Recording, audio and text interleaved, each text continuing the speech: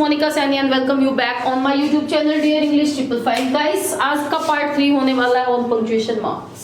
Okay, तो सबसे पहले आज पार्ट 3 में हम करने वाले हैं एपोस्ट्रोफे।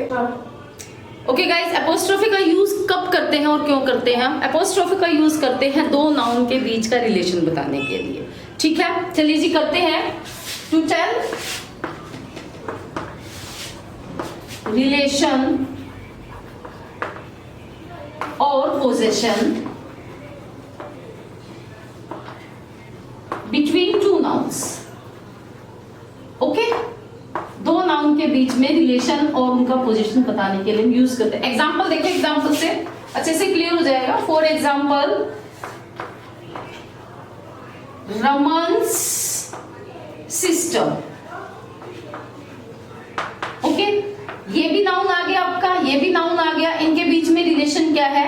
ये रमन की सिस्टर है। अपोस्ट्रोफे लगा दिया हमने, इसके साथ हमें एस लगाना होता है गाइस। ठीक है, एक एग्जांपल और बता देती हूँ। फॉर एग्जांपल हम लिखते हैं जी बॉयज हॉस्टल। सेकंड देखो जी, बॉयज हॉस्टल। ठीक है, इस तरीके से। अच्छा, एक और मैं आपको बता दूं, जब आपका सिंगुलर नाउन होता है ना, ओके, सिंगुलर नाउन का रिलेशन जब दूसरे नाउन के साथ बताना होता है, हमने अपोस्ट्रोफे एस लगाते हैं। और यहाँ पर अपोस्ट्रोफे बॉयज, बॉयज के बाद क्यों लगाया? क्योंकि ये नाउन मेरा सिंगुलर था और ये नाउन मेरा प्लूरल है, तो हॉस्टल किसका है? बॉयज का है। अगर मैं इसको ऐसे लिख देती हूँ ना स्टूडेंट्स, बॉयज हॉस्टल, ये रॉन्ग हो जाएगा मेरा, क्योंकि एक लड़के का हॉस्टल थोड़ी ना है, बॉयज हॉस्टल है। समझ आया अपोस्ट्रोफे का मतलब क्या है? अपोस्ट्रोफे कहाँ लगता है, कैसे लगता है? जब एक सिंगुलर नाउन के रिलेशन को दूसरे नाउन से बताना हो हमने, या दो नाउन के बीच में रिलेशन बताना हो, तो अपोस्ट्रोफे लगता है इस तरीके से, उसके बाद एस लगता है। लेकिन एक प्लूरल नाउन का रिलेशन दूसरे नाउन के साथ हमने दिखाना होता है, तो अपोस्ट्रोफे एस के बाद लगता है। क्लियर हो गया? तो ये यूज हो गया है अपोस्ट्रोफे का, फर्स्ट यूज हो चुका है। सेकंड कर लेते हैं जी। ओके, सेकंड जो यूज होता है अपोस्ट्रोफे का guys, to show the plural form of letters and numbers. Plural form of letters या नंबर। एक देखो, एक नाउन का दूसरे नाउन के साथ रिलेशन बताने के लिए तो हम करते हैं, लेकिन कई बार हमें क्या होता है, एक लेटर या एक नंबर की प्लूरल फॉर्म बतानी होती है, लेटर की या नंबर की प्लूरल फॉर्म। एग्जांपल देखो, example for example, cross out the A's and I's लिख लो, पीस लिख लो, कुछ भी लिख दो।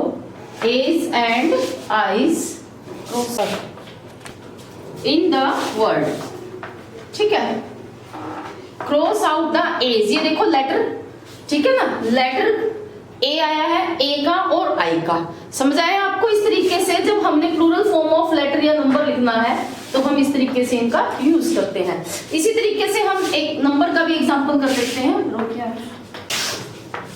योर, ये देखो, सेकेंड्स एंड थर्ड को apostrophe S will not count. ठीक है, तो इस तरीके से लेटर का और नंबर का मैंने आपको दोनों का एग्जांपल दे दिया है। तो हम इस तरीके से इनकी जब प्लूरल फॉर्म हमें बतानी होती है, तो हम ऐसे यूज करते हैं इसका। ओके, लास्ट इसका जो यूज है वो और कर लेते हैं। अपोस्ट्रोफे का नेक्स्ट यूज क्या है guys? In short form. Short form के अंदर that to indicate that letters और फिगर्स हैव बीन ओमिटेड। कुछ लेटर्स या कुछ फिगर जब हम ओमिट कर देते हैं, फॉर एग्जांपल जैसे हम करते हैं, जैसे मैंने डिड नॉट लिखना है, तो आई वुड राइट डिडंट, ऐसे ओमिशन ऑफ ओ। ओके, तो हमने क्या यूज किया है यहाँ पर? अपोस्ट्रोफे यूज किया है। या हैवेंट अगर हमने लिखना है, हैव नॉट है, हम इसको कैसे लिखते हैं? हैवेंट, हैवेंट, इस तरीके से। ठीक है, इसी तरीके से हम लिख सकते हैं हैजंट, मसंट। ओके, इस तरीके से। क्लियर हो गया? तो यहाँ पे भी हम किस चीज का यूज कर रहे हैं? अपोस्ट्रोफे का यूज कर रहे हैं। ठीक है जी, ये अपोस्ट्रोफे का यूज। लोगों को ये वीडियोस पसंद आ रही है तो इसे ज्यादा से ज्यादा शेयर करें, कमेंट करें, लाइक करें, और सब्सक्राइबर का दौर थोड़ा सा रुक गया गाइस, उसको बढ़ाएं।